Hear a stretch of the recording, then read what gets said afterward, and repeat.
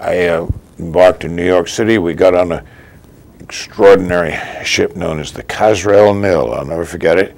It was a Egyptian ship built for Mediterranean tourist trade, totally inappropriate to the North Atlantic.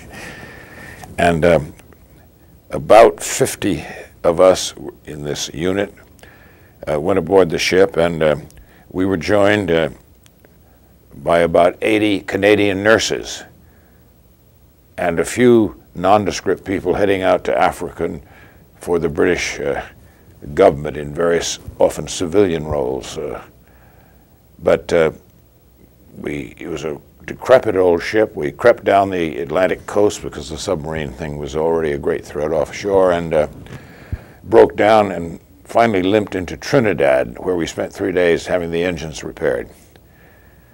We left Trinidad and started out across down the, we hugged the coast of South America because, again, the U-boats were a tremendous threat then, and there was very little protection against them.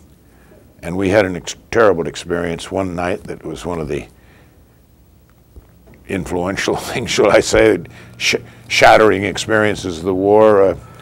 We saw the Lady Grey, a British troop ship.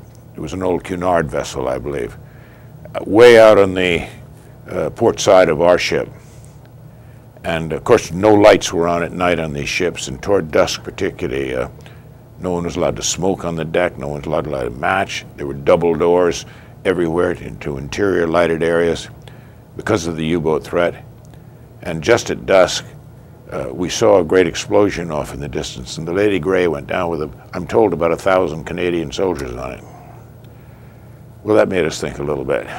But we chugged on down through the South Atlantic and came to Cape Town, where we again had to go in for repairs. We wallowed at sea for 2 or 3 days at one point, unable to move. It was not a comfortable thing. Got into Cape Town, spent about a week there, and then went up to along the coast to Durban and Mombasa, and finally up to Aden and into the Suez, and got off up in Tewfik. But it was something like 70 days at sea.